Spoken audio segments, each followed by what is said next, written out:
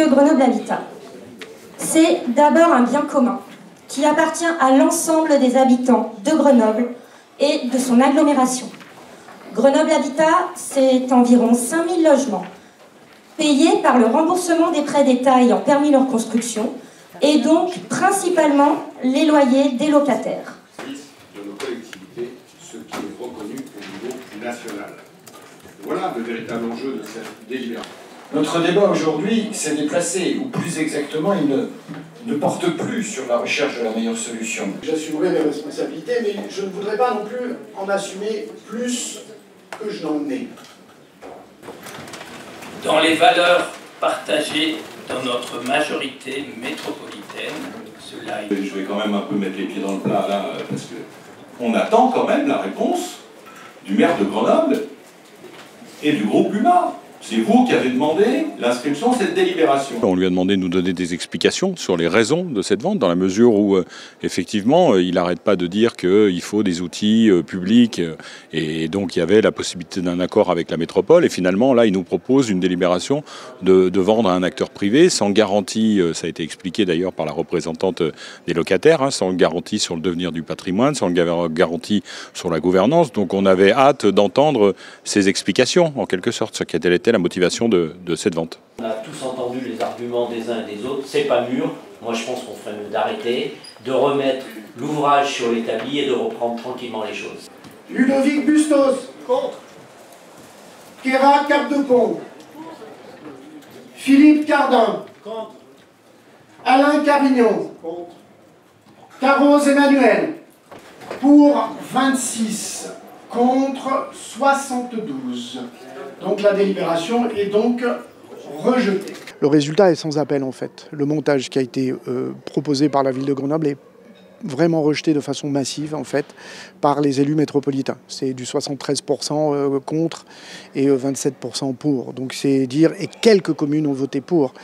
Ça veut dire que la très grande majorité des maires et des élus métropolitains s'opposent à ce montage qui vise à privatiser Grenoble Habitat. Finalement, c'est l'histoire de notre métropole, en fait. C'est l'histoire du territoire grenoblois, finalement, l'attachement aux outils publics, l'attachement à ce qui peut être le contrôle public.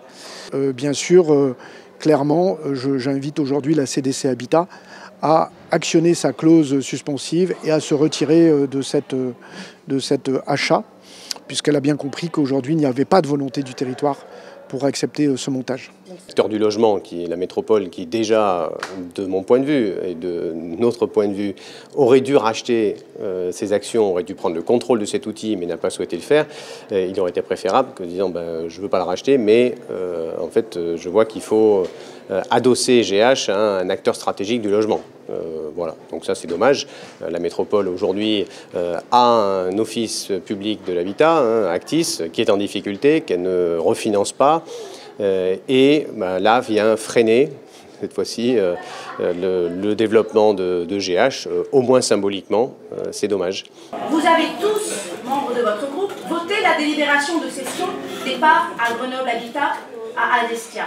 Ça fait des mois, voire des années qu'on discute de ce sujet Grenoble Habitat et que les divisions internes à la majorité de la métropole entre Éric Piolle et Christophe Ferrari n'ont de cesse d'être des impasses en réalité sur chaque option qui est retenue. On le voit encore aujourd'hui.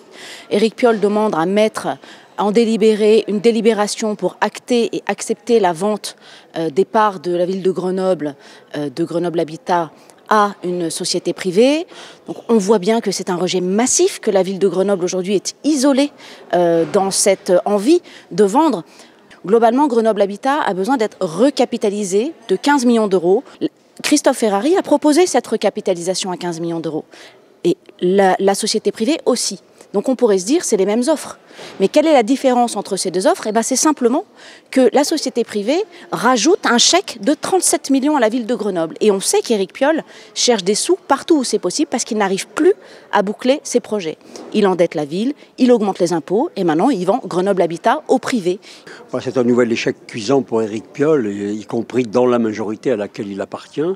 Et puis évidemment pour Grenoble c'est une catastrophe parce que voilà 37 millions d'euros de recettes du budget qui s'envolent en fumée comme nous l'avions dit au moment du vote du budget. Et donc, il cherche à vendre les bijoux de famille de la ville pour boucler son budget, et il n'y arrive pas. Je crois que maintenant, il est dans une situation dont il devrait tirer les conséquences. Après un budget qui n'existe plus, une condamnation, il devrait vraiment tirer les conséquences pour lui-même et se retirer.